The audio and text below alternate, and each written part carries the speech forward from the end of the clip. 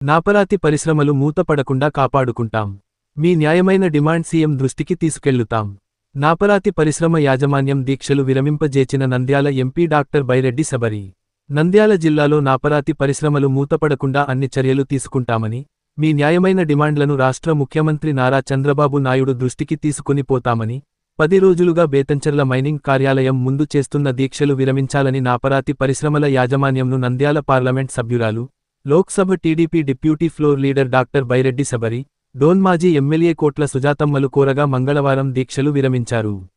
ఈ సందర్భంగా MP doctor Byreddy Sabari మాట్లాడుతూ గత వైసీపీ ప్రభుత్వ నిర్వాహకం వల్లే నాపరాతి పరిశ్రమలు మూతపడే పరిస్థితి ఏర్పడిందని అన్నారు.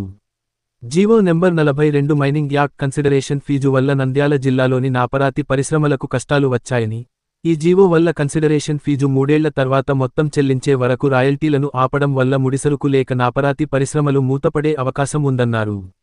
గ్రైనెట్, టైల్స్ నుంచి నాపరాతికి గట్టి పోటీ ఉందని, ఈ పరిస్థితిలో కన్సిడరేషన్ ఛార్జీలు వేయడం సరికాదని, జీవో నెంబర్ 42ను రద్దు చేసి నాపరాతి పరిశ్రమలు ఆదుకోవాలని దీక్ష చేస్తున్న వారు ఎంపీ బైరెడ్డి శబరి దృష్టికి తెచ్చారు.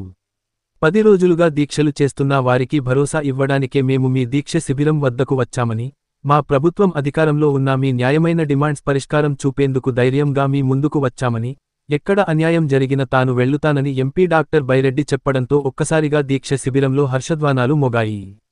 కొందరు ఆరోపిస్తున్నట్లు మా ముఖ్యమంత్రి చంద్రబాబు గాని, తాము గాని ఏసీ గదుల్లో కూర్చోవడం లేదని రోడ్లపై తిరుగుతూ ప్రజల సమస్యలు పరిష్కారం చేసేందుకే కష్టపడుతున్నామని ఎంపీ బైరెడ్డి శబరి అన్నారు.